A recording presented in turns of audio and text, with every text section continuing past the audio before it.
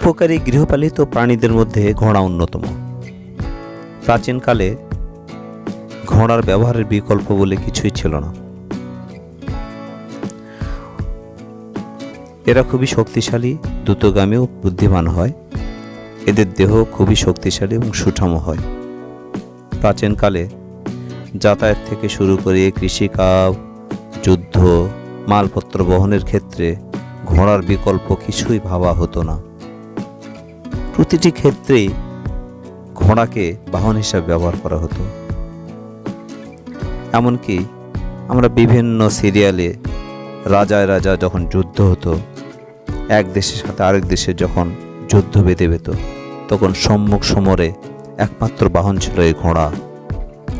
সৈন্যদের বয়ে নিয়ে যেত, সেনাপতিকে বয়ে নিয়ে যেত, এমনকি সাধারণ মানুষ তাদের নিত্য নৈমিত্তিক কাজে এই ঘোড়ার ব্যবহার করতেন।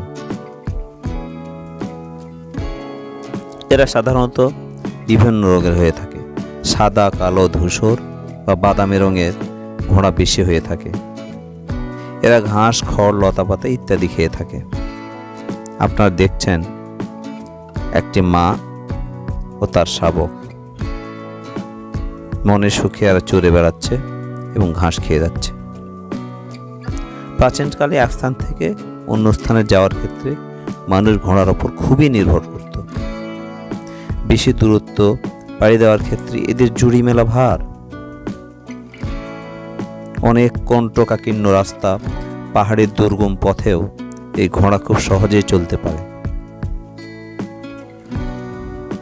তাছাড়া অনেকদিন আগে থেকেই ঘোড়দৌড় প্রতিযোগিতায় আমাদের আনন্দ দিয়ে যাচ্ছে, যা এখনও একটি জনপ্রিয় খেলা। এরা সাধারণত মানুষের অনেক বিশ্বস্ত হয় এবং খুব সাহসী হয়।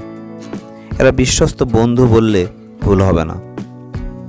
কথিত আছে, কোনো সেনাপতি বা কোনো সৈন্য যদি যুদ্ধে গিয়ে মারা যায়, তাহলে তার ঘোড়াটি আস্থা বলে নিজে নিজে ফিরে আসে এবং তাকে দেখে বোঝা যায় যে সেই সৈন্য বা সেনাপতি বা যেই হোক, সেই ঘোড়ার মালিক আর বেঁচে নেই।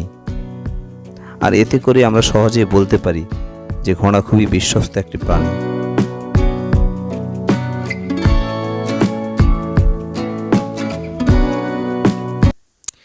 এই যন্ত্র সভ্যতার যুগে ঘোড়ার বিকল্প হয়তোবা অনেক কিছুই হয়েছে, অনেক যানবাহন হয়েছে, কিন্তু আমরা প্রত্যেকটা যন্ত্রকে, বিশেষ করে প্রত্যেকটি ইঞ্জিন জাতীয় যে যন্ত্রাংশগুলো আছে বা যন্ত্রগুলো আছে, প্রত্যেকের পাওয়ারকে ঘোড়ার সাথে তুলনা করা হয়।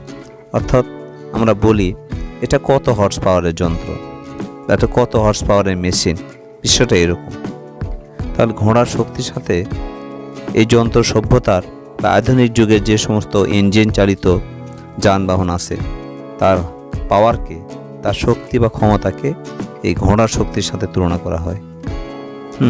যেমন আমরা অগভীর যে শ্যালো মেশিন আছে, প্রত্যেকটাকে আমরা হর্স পাওয়ারের সাথে তুলনা করি। কোনোটি 4 হর্স পাওয়ার, কোনোটি 6 হর্স পাওয়ার, কোনোটি 10 হর্স পাওয়ার। আমরা আগে থেকে এটা দেখে আসছি। তাহলে আমরা সহজেই বলতে পারি ঘোড়া কিন্তু শক্তির প্রতীক।